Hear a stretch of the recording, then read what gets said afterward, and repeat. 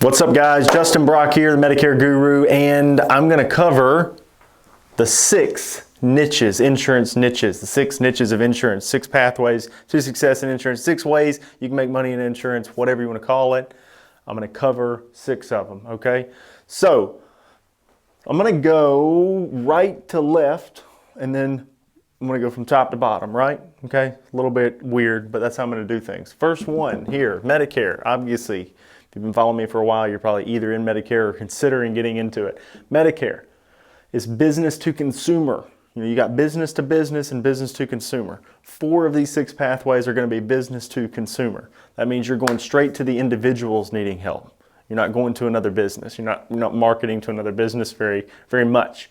Medicare Advantage plans plus hospital indemnity, dental, vision, hearing, or cancer, MedSup plus dental, vision, hearing, drug plans, cancer. That's the product core, right? Okay, now on any of these, you can cross-sell other options. You could sell more stuff. Not saying you can't, but these are the individual niches to learn before moving on to other avenues, right? This is one individual niche. Obviously, I'm pretty fond of it, okay? Second one, under 65 health. For me, this is the second one we learned that was really helpful, right? Under 65 health insurance is Affordable Care Act plans, plus hospital indemnity, dental, vision, hearing, critical illness insurance. Those are the cross sells with that. The core product being Obamacare. If you go down, you can do core product for some people as short-term major medical, still cross-selling hospital indemnity, dental, vision, hearing, accident, critical illness, some of, all of, whatever.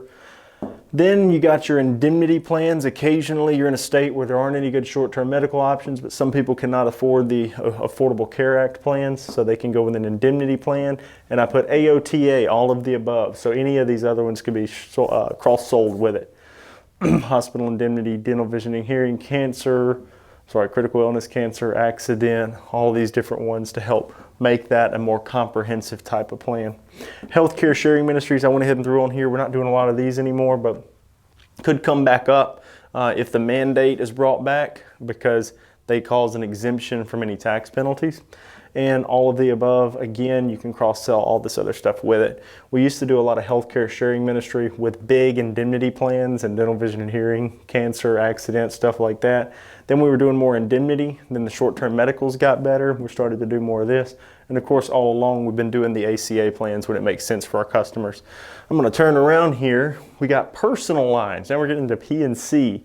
Okay, personal lines, home, auto, life, liability. Obviously, life can fit into anything, but life is the big cross-sell for these people focusing on home, auto, liability. It's almost absolutely pertinent for somebody starting in this space to sell a little life so that they can pay their bills, right? But that's your homeowners, renters, automobile liability for automobile, coverage for your car, if you don't want to have to buy a whole new car when you get into a wreck, that kind of stuff, right? There's probably more agents in this sphere right here than any other one of these. It's crazy, super competitive on a local basis. I'm gonna pop back over here. So those were all business to consumer, all direct to individuals. This is the last one I'll talk about that's direct to consumer.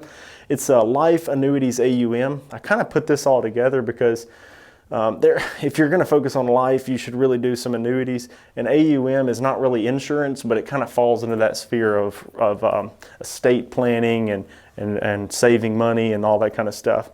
If you're going to get into AUM, obviously that requires a separate securities license, so it's a non-insurance specific thing. But if you're doing life and annuities heavily, it may at some point be necessary. On the life side, you got final expense, term, IUL, Index Universal Life, participating whole life, and fixed index annuities. I didn't put MIGAs down here, but multi-year guaranteed annuities for annuities. That's kind of one entire, I know a lot of guys that focus on that. It's probably just as many of these guys as these guys, honestly. It's a huge niche. maybe understating how big that is. These last two is a whole different ball game. These are business to business niches. We're looking at commercial lines, like when you're going to businesses and you're trying to insure their buildings, insuring people that have like an entire fleet of commercial vehicles you want to insure, people who are trying to do key man life insurance, workman's comp, things like that is getting into the commercial lines, being a business to business side, right?